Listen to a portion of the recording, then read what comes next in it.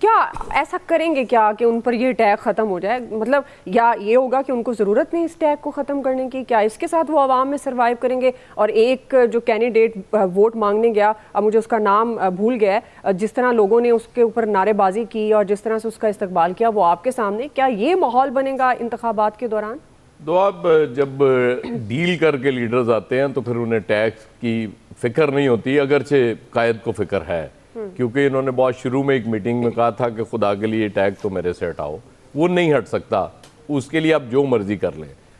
वो जो जेल में बैठा हुआ है वो लाडला है, उसको बिल्कुल लाडला था, आज वो लाडला है, रोज़ केसेस हर केस में फंसाया जा रहा है, इसके बावजूद लाडला है, तो होगा वो। लेकिन मेरे कायद लाडला नहीं है, ये सुपर लाडले हैं। अच्छा, क्योंकि जिस तरह से हुआ, और वो कहते हैं मैंने मामला अल्लाह पे छोड़ दिया था। नहीं हुजूर, पूरी तरह आपने अल्लाह पे नहीं छोड़ा था, आपने चीफ जस्टिस के जाने का इंतजार किया ताकि ये चीफ जस्टिस आएंगे तो फिर मुझे रिलीफ मिलना शुरू होगा। वो बिल्कुल एक एक चीज़ तयशुदा थी ना, वो नज़र आ रही है, वो उसको झुटलाया नहीं जा सकता।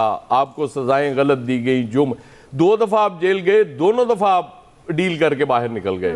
एक दफ़ा प्लेटलेट्स कम करके, उससे पहले वो परवेज मुशर्रफ से डील करके 10 साल की, जो उस वक्त मानते ही नहीं थे ये कि नहीं कोई डील नहीं है, कुछ नहीं है, वो फोर्स जलावतनी है। उसके बाद जब वो अदालत में कागज पेश हुआ तो लोगों को पता चला कि वाकई को डील हुई थी। तो इन्हें फर्क नहीं पड़ता इस चीज से, क्योंकि वो अवाम की ताकत पे यकीन रखते ही नहीं है। वो कहते जरूर हैं कि जी वो 8 फरवरी को लोग इंसाफ करेंगे, लोग वोट देंगे, कुछ होगा।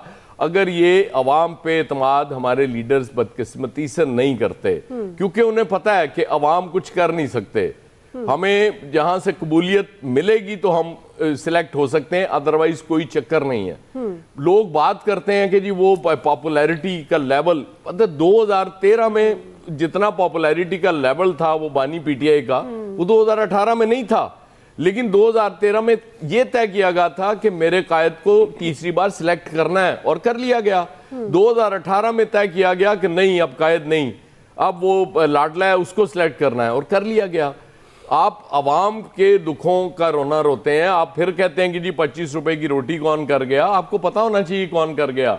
आपके घर में बैठे हुए हैं लोग जो इसके जिम्मेदार हैं, इसके बावजूद आप लोगों से। मेरा पॉइंट ये है कि आप मजलूम क्यों बन रहे हैं? आप बार बार क्यों कहते हैं कि मैं सोचता रहता हूं मुझे क्यों निकाला, माजी में क्यों फंसे हुए हैं?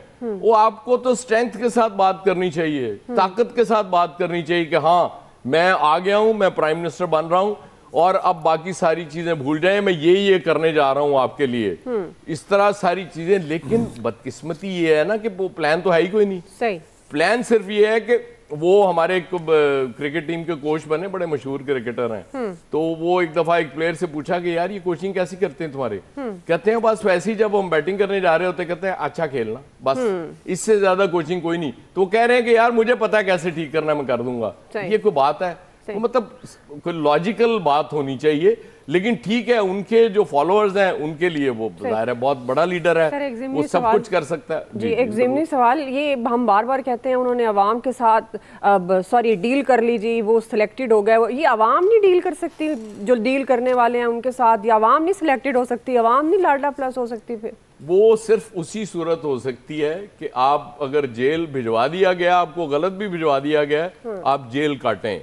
अब सारे सियासतदान ये तय कर रहे हैं कि ऐसी की तैसी जो मर्जी हो जाए, हमने सिर्फ अवाम की ताकत, अवाम के वोट की ताकत से आना है, उसके बाद ये मामला ठीक होंगे, वरना नहीं ठीक होंगे। वो जब जावेद हाशमी भी ये कह रहे हैं ना कि उनकी अगर बात करते कि जी वो छोड़ें उसको, कैदी को भी, और आने दे मैदान में, उस वक्त बात आपका कद बढ़ जाता। लेकिन आपने तो ये डील में तय किया था कि जो मुझे अंदर था मैं उस वक्त जेल में, अब उसको अंदर रखोगे तो मैंने इलेक्शन लड़ना, तो फिर आप सिंपल बात। फैसल साहब, ये हमारा पूरा निजाम अदले बदले पे ही चलता रहेगा, और क्या कोशिश करेंगे नवाज? जाहिर है उनको भी तो तकलीफ हो रही होगी ना, लोग उनकी किसी भी, वो कहते हैं अल्लाह ने सुरखरू कर दिया, लोग कहते हैं जी नहीं आपको अदालतों ने नवाज दिया, आपको सिस्टम ने नवाज दिया, तो अब वो इस चीज से निकलने की कोशिश तो वो भी करेंगे। तो क्या करेंगे फिर ऐसा, या इसी चाप के साथ रहेंगे?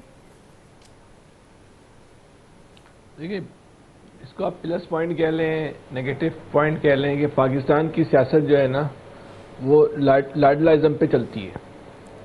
यहाँ कामयाबी का जो म्यार है वो लाडला होना है। इस बात पे कुछ कोई शर्मिंदा नहीं है। ठीक है बयान दे देना मैं लाडला नहीं हूँ, कभी इमरान खान ने भी नहीं माना कि मैं लाडला हूँ, कभी नवाज शरीफ साहब भी नहीं मानेंगे कि मैं मानना भी नहीं चाहिए असूली तौर पे। लेकिन जब इस मुल्क में जीतने का मेयारी लाडला होना हो, इस मुल्क में जीतने का मेयारी जो ये हो, तो फिर इसमें क्या गलत है? ये मुल्क में जितनी सियासी जमातें सियासत करती हैं, इनमें कोई भी जमात जो है वो अपोजिशन में रहने के लिए सियासत तो नहीं करती। हर जमात को इक़्तिदार चाहिए, बड़ी जमातों को जो है वो वफाक चाहिए, पूरी हुकूमत चाहिए, छोटी जमातें उनको हिस्सा बकदर जुस्सा चाहिए, इलाकाई जमातों को भी उस इक़्तिदार में अपना हिस्सा चाहिए। तो किस तरह मिलेगा? वो लाडलाओं की मिलेगा। ये इस मुल्क का निज़ाम है। अभी अच्छा है बुरा है इस बहस को छोड़े, है निज़ाम यही, इसी तरह इक़्तिदार का रास्ता जाता है। हम हमेशा एक बात कहते हैं कि भाई जिस मुल्क में सियासी जमातें और लीडरशिप 2 नंबर होती है ना, वहाँ एस्टेब्लिशमेंट ताकतवर होती है। ये सियासी जमातें बाखुशी जो है वो लाडला बनना चाहती है एस्टेब्लिशमेंट का। इस मुल्क में जो उनका जो नारा था ना कि वोट को इज्जत दो, वो यही था कि हमसे बात करो, हमें इज्जत दो, हमसे ताल्लुक कायम कर लो। तो वोट को इज्जत मिल गई, ताल्लुक कायम हो गया। लेकिन ये जमातें ये सब जो प्लानिंग करते वक्त ये भूल जाती हैं कि यहाँ लाडला भी जो है ना शिफ्टों में चलता है। आज लाडला कोई और है, कल लाडला जो है वो कोई दूसरा हो जाएगा। सही। यहाँ तो जरदारी साहब भी लाड ले रहे हैं, इससे ज्यादा क्या होगा? तो अभी नहीं इसमें कोई देखिए वो जो कहते हैं ना कि मुखड़ा प्यारा नहीं होता, काम प्यारा होता है। तो जरदारी साहब का जो अमल होता था ना वो प्यारा है, वो जो करते हैं उसको छोड़े आप। तो ये मुल्क है, ये पाकिस्तान है। इधर छोटी से छोटी जमात भी जो है ना उसकी भी पूरी की पूरी जद्दोजहद जो है ना वो इस बात पर है कि मैं किसी तरह जो है ना एस्टेब्लिशमेंट की जो है ना बी टीम बन जाऊं और एस्टेब्लिशमेंट बोले कि भाई ये इस इलाके में है तो ये इस इलाके में बस हमारे नुमाइंदे यही हैं। सही है। और फिर ये तासुर देते हैं, ब्यूरोक्रेसी में तासुर देते हैं, ये मीडिया पे तासुर देते हैं, ये अवाम में तासुर देते हैं कि इस वक्त एस्टेब्लिशमेंट का हम पे जो है ना मुकम्मल हाथ है, हमारे पर मुकम्मल आशीर्वाद है। और ब्यूरोक्रेसी भी और जो भी छोटा अफसर उससे लेके बड़े अफसर तक जितने भी मकतबा फिक्र है, जितने भी क्वार्टर है, उनको ये मैसेज मिल जाता है कि भाई इस वक्त एस्टेब्लिशमेंट का जो हाथ है फलानी सियासी कुव्वत के ऊपर है, अब इसको फॉलो करना है, इसके मफादात का ख्याल रखना है। ये हो रहा है इस मुल्क के अंदर। सही है। ये कराची से लेकर खैबर तक यही हो रहा है। चलें जी, कराची से खैबर तक के लिहाज से मैसेज चला जाता है ना ब्यूरोक्रेसी के पास भी, पुलिस के पास भी, कभी-कभी मुखालिफिन भी इस तासुर को तक़वियत दे देते हैं। तो भाई ये फैलाते हैं, हम और आप जितना बोलते हैं ना नवाज शरीफ लाडला, नवाज शरीफ लाडला, हमारा समझते हैं उनको बड़ी शर्मिंदगी हो रही। भाई शर्मिंदगी नहीं होती सियासतदानों को, इस पे बोलते और प्रोपेगेंडा करो ताकि हर जगह मैसेज चला जाए कि बस अब लाडले हम हैं तो मतलब हम ही हम हैं। तो इस वक्त जिसकी शिफ्ट हो जमीनी हकायक को तस्लीम करना चाहिए। इस वक्त शिफ्ट है, तस्लीम करे, इससे कोई फर्क नहीं पड़ता। जमीनी हकायक मानने के बाद तो इतनी कानूनी तौदियात क्यों तलाश करते हैं यार? बोले हाँ लाडला क्या बिगाड़ लोगे हमारा, वही है ना, पास कर या बर्दाश्त कर। चले इलियास साहब ये बोलो ना, अब ये कानून सिखाते हो ना, कानून नहीं सिखाया करो। सही है, पास कर या बर्दाश्त करें। ठीक बात है ना, मैं तो कह रहा हूं बर्दाश्त करेंगे, क्या करेंगे आप फिर? ये नवाज शरीफ साहब क्या करेंगे? पास करेंगे, बर्दाश्त करेंगे? नवाज शरीफ साहब इस वक्त शिफ्ट है ना नवाज शरीफ, हमें और आपको तस्लीम करना चाहिए, उनकी शिफ्ट है। चलिए फैसल साहब मान लिया यार, अब इलियास साहब की बारी में फिर शुरू हो गया। इस वक्त लगे हुए हैं क्योंकि उन्होंने जेल काटी है, उन्होंने नवाज शरीफ